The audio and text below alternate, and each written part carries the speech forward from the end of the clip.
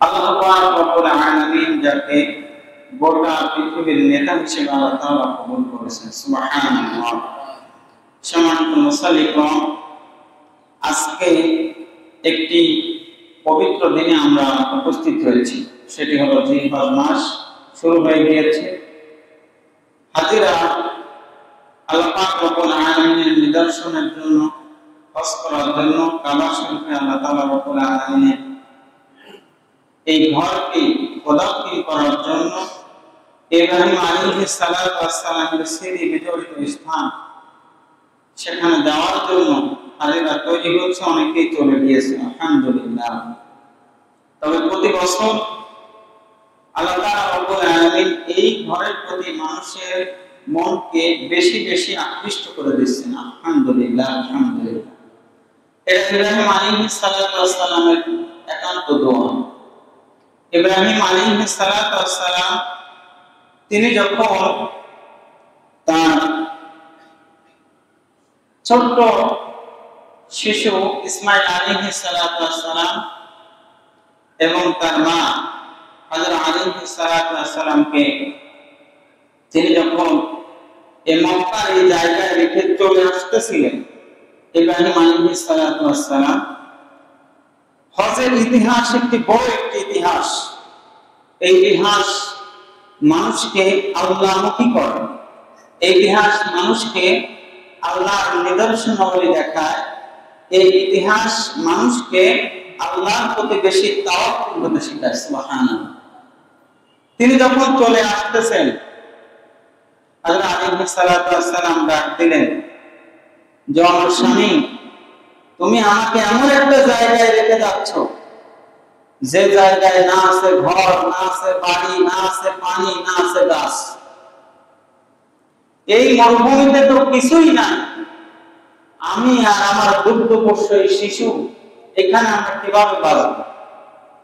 ইব্রাহিম আলাইহিস সালাতু ওয়াস সালাম কোনো কথা বলেন না, হাঁটা দিলেন, চলে আসতেছেন। হযরত আলাইহিস সালাতু ওয়াস সালাম আবার ডাক দিলেন যে, আমার স্বামী, আমাদেরকে ছেড়ে এখানে যাচ্ছ, এটা কি তোমার আদেশ নাকি ওই আল্লাহ তাআলার আদেশ? ইব্রাহিম আলাইহিস সালাতু ওয়াস সালাম কোনো কথা বলেন না। পরবর্তীতে তিনি আবার ডাকতে বললেন, আমার স্বামী, এইখানে যে আমাদেরকে রেখে যাচ্ছ, এটা কার জন্য তুমি রেখে যাচ্ছ? ইব্রাহিম আলাইহিস সালাতু ওয়াস সালাম বলেন, এটা আল্লাহর আদেশ, সুবহানাল্লাহ। হযরত আলাইহিস সালাতু ওয়াস সালাম তার ঈমানটা কেমন ছিল, নবীর স্ত্রীর ঈমানটা কেমন ছিল, তিনি একবারকে বললেন, ইযান লা ইউকাইয়ুন আল্লাহ, যদি এটা আল্লাহর আদেশ হয়ে থাকে যে আল্লাহ তাআলা আমাদেরকে এখানে রেখে যেতে বলেছেন, তাহলে যে আল্লাহর প্রতি আমি ঈমান এনেছি, আমি এটা বিশ্বাস করি, আল্লাহ তাআলা আমাদেরকে অপমানিত করবেন না। আপনি চিন্তা করেন, আপনার বাড়িতে সবকিছু আছে, এরপরও বাজার থেকে কোন একটা কিছু আনতে বলেছে, যদি না আনেন এক বাক্যে বলবে যে তোমার ঘরে এসে কখনো শান্তি পাবে না। অথচ এমন একটা বিরান ভূমিতে তাকে রেখে যাচ্ছে যেখানে মৃত্যু অবধারিত, কেউ নাই। তার স্ত্রী বলতেছে যে এটা যদি আল্লাহর আদেশ হয়ে থাকে, তাহলে আল্লাহ তাআলা আমাদেরকে অপমানিত করবেন না। আমার মনে হয় যে আল্লাহ তাআলা আমাদেরকে একটা ব্যবস্থা করে দিবেন, সুবহানাল্লাহ। আল্লাহ তাআলা রব্বুল আলামিনের ইচ্ছা ছিল যে আল্লাহ তাআলা রব্বুল আলামিন ইব্রাহিম আলাইহিস সালাতু ওয়াস সালাম এবং তার পুত্র ইসমাঈল আলাইহিস সালাতু ওয়াস সালামকে দিয়ে আল্লাহ তাআলার ঘর কাবাকে পুনর্নির্মাণ করবেন, সুবহানাল্লাহ। কাবা যে জায়গায় বর্তমানে অবস্থিত, পৃথিবীর এক প্রান্ত থেকে অন্য প্রান্ত, পূর্ব থেকে পশ্চিম, উত্তর থেকে দক্ষিণ, আপনি যদি গোটা পৃথিবী দেখেন, তাহলে যে জায়গায় কাবা অবস্থিত, এই কাবাটাকে আপনি যদি মাপ দেন ফিতে দিয়ে মাপ দেন, তাহলে আপনি দেখবেন যে পুরো মধ্যখানে আল্লাহ তাআলা এই কাবাকে রেখেছেন। সুবহানাল্লাহ। তার মানে কাবা যে জায়গায় অবস্থিত সেখান থেকে যতদূর পূর্বে ততদূর পশ্চিমে, আবার উত্তর দক্ষিণ সমস্ত জায়গায় মাঝখানে আল্লাহ তাআলা কি রেখেছেন? কাবাকে রেখেছেন। এটা শুধু পৃথিবীর মানুষ না, যারা চাঁদে গিয়েছে, চাঁদে যাওয়ার পরে তারা দেখেছে যে পৃথিবীর একটা জায়গা থেকে আলো জ্বলে, সেটা তারা গবেষণা করে দেখেছে, সেটা হলো কাবা। সুবহানাল্লাহ। এবং এই কাবার উপরেই বাইতুল মামুর অবস্থিত, যেখানে প্রতিনিয়ত এক এক অক্তে ৭০,০০০ ফেরেশতা সেখানে নামাজ পড়ে। ফেরেশতারা এই বাইতুল মামুরে, এই ফেরেশতারা একবার নামাজ পড়ার পরে কিয়ামত পর্যন্ত আল্লাহ তাআলা রব্বুল আলামিনের এই একবার যারা এই নামাজ পড়ে চলে যায়, তারা কিয়ামত পর্যন্ত চান্স পাবে। তাহলে কি পরিমাণ ফেরেশতা আল্লাহ তাআলা রব্বুল আলামিন তৈরি করেছেন। সুবহানাল্লাহ। এবং এই জায়গাটা পুনর্নির্মাণ করার জন্য আল্লাহ পাক রব্বুল আলামিন বাছাই করেন ইব্রাহিম আলাইহিস সালাতু ওয়াস সালামকে এবং ইসমাঈল আলাইহিস সালাতু ওয়াস সালামকে। ঘটনা আপনারা সকলেই জানেন। যে জায়গা থেকে তিনি চলে গেলেন ইব্রাহিম আলাইহিস সালাতু ওয়াস সালাম, এরপরে হযরত আলাইহিস সালাতু ওয়াস সালামের তার এই জায়গায় তিনি একা হয়ে গেলেন, দুগ্ধপোষ্য শিশু, তাকে নিয়ে কি করবেন? দুধ শুকিয়ে গেল, খাওয়ার কিছু নাই। এই যে মানুষ গিয়ে সাফা এবং মারওয়া যে জায়গায় সাই করে মানে দৌড়ানো, সাফা এবং মারওয়ায় হাজিরা যে জায়গায় দৌড়ায় ৭ বার প্রদক্ষিণ করে, এই জায়গাটায় তিনি ৭ বার এরকম দৌড়িয়েছিলেন। তিনি ভাবতেছিলেন দূর থেকে যেমন আমরা যদি রোডে দাঁড়িয়ে থাকি, দেখবেন যে প্রচন্ড রোদে দূরে পিচের উপরে দেখবেন যে পানি পানি দেখা যায়। মরুভূমিতেও আপনার কোনো কিছু নাই, আপনি যখন দেখবেন যে প্রচন্ড রোদ, দূরে দেখবেন যে পানি পানি দেখা যায়, কিন্তু আসলে কিন্তু পানি নয়।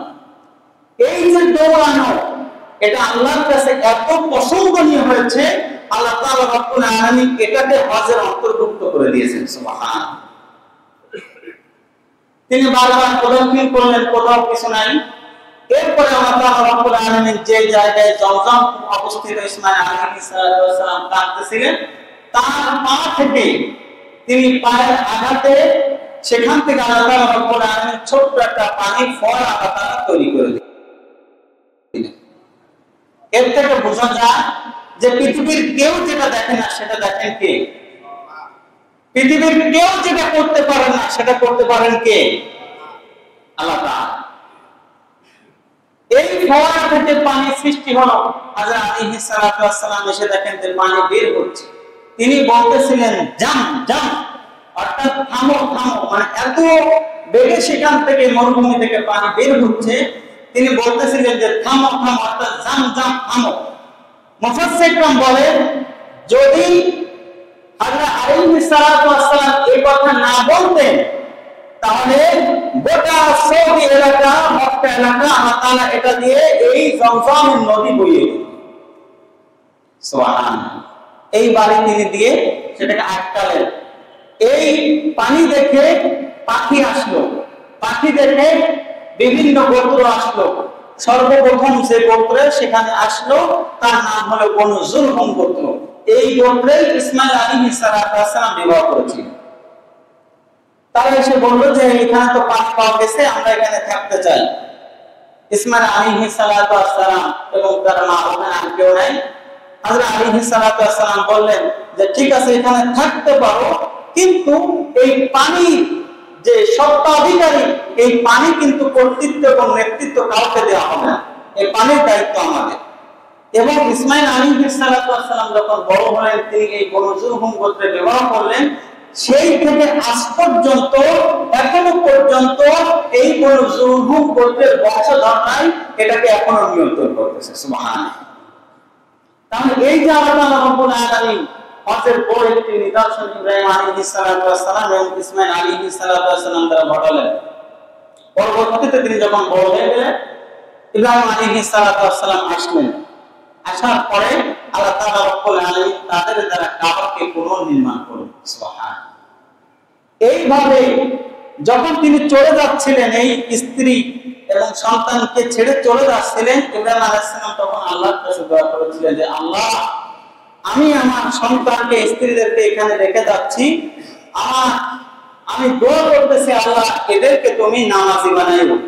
সুবহানাল্লাহ পড়ে। ইব্রাহিম আলাইহিস সালাম একবারের জন্য বলে না এরা খাবে কি, এরা করবে কি, এরা বাঁচবে কি নিয়ে, আগামীতে কত সম্পদ এদের হবে, একবারের জন্য বলা নাই। তিনি বলেন আল্লাহ এখানে আমি এদেরকে রেখে যাচ্ছি, এরা যেন নামাজি হয়। কি হয়? নামাজি। এজন্য যখন আমরা কুরবানি দিই তাহলে আমরা কি করি? কথা বলি, নামাজ পড়ি। কি পড়ি? যখন ঈদুল ফিতরে আমরা উপস্থিত হই সর্বপ্রথমে আমরা কি করি? নামাজ পড়ি। এজন্য নামাজের গুরুত্ব সব থেকে বেশি। রাসূল কারীম সাল্লাল্লাহু আলাইহি ওয়াসাল্লাম এই নামাজকে প্রতিষ্ঠা করার জন্য তিনি তার দান মোবারক শহীদ করেছেন। তিনি তার জীবনের শেষ সময়ে তিনি যখন অসুস্থ, তার স্ত্রী তার মাথা মুছে দিচ্ছেন, প্রচন্ড জ্বর, এমত অবস্থায় তিনি মসজিদে যেতে পারেন না। এমত অবস্থায় তিনি তার স্ত্রীদেরকে বলছেন যে আমার দরজার সামনে থেকে একটু পর্দাটা সরিয়ে দাও, মসজিদে নববী দেখা যাচ্ছে। তিনি দেখলেন আবু বকর নামাজে। তিনি বললেন যে এই দৃশ্য দেখার জন্যই আমি অপেক্ষা করতেছিলাম, যে আমার মনে হচ্ছে যে আমার দায়িত্ব আমি পালন করেছি। সুবহানাল্লাহ। এই নামাজ রাসূল কারীম সাল্লাল্লাহু আলাইহি ওয়াসাল্লাম যখন মারা যাবেন তার আগেই বলতেছিলেন আসসালাত আসসালাত ওয়া মা'আকাল ঈমান, নামাজ নামাজ এবং তোমাদের দায়িত্বের ব্যাপারে তোমরা সতর্ক। তাহলে এই যে আল্লাহ তাআলা রব্বুল আলামিন এত বড় একটি ঘটনা আল্লাহ তাআলা ঘটালেন, এটা আল্লাহ তাআলা রব্বুল আলামিন পরিকল্পনা ছিল যে এই দুইজনকে দিয়েই আমি আমার কাবা নির্মাণ করব। যেভাবে উপস্থিত হয়ে মানুষ এত কিছু নিদর্শন দেখে, এত কিছু নিদর্শন দেখে, ইব্রাহিম আলাইহিস সালাতু ওয়াস সালামের সেখানে পদচিহ্ন, যে পাথরের উপরে তিনি কাজ করেছেন ওঠে তার পদচিহ্ন এখনো রয়েছে বিভিন্ন জায়গায়, এখনো পর্যন্ত অনেক নিদর্শন রয়েছে। এরপরও মানুষ বুঝে না যে আল্লাহ তাআলা রব্বুল আলামিন ইব্রাহিম আলাইহিস সালাতু ওয়াস সালামকে কি জন্য এই দুনিয়াতে প্রেরণ করেছেন। এইজন্য কুরবানির বড় একটি বিষয় হলো ইব্রাহিম আলাইহিস সালাতু ওয়াস সালাম। কাবা যখন নির্মাণ হয়ে গেল তিনি ঘোষণা দিলেন, আল্লাহ তাআলা রব্বুল আলামিন ঘোষণা দিতে বললেন যে ইব্রাহিম ঘোষণা দাও। ইব্রাহিম আলাইহিস সালাম বলেছিলেন যে আল্লাহ কাকে ঘোষণা দেব, এখানে তো কেউ নাই। আল্লাহ তাআলা বলেছিলেন তোমার ঘোষণা দেওয়ার দায়িত্ব আর তোমার কণ্ঠে পৌঁছে দেওয়ার দায়িত্ব আমি আল্লাহ তাআলা। তিনি ঘোষণা দিয়েছিলেন, সেই ঘোষণা যার যার কানে পৌঁছাবে এই ব্যক্তি জীবনে একবারের জন্য ওইখানে উপস্থিত হওয়ার জন্য তার মনটা উদ্গ্রীব থাকবে। আল্লাহ তাআলা আমাদের সকলকে জানো জীবনে একবার হলেও বাইতুল্লাহ যাওয়ার আল্লাহ তাআলা তৌফিক দান করেন।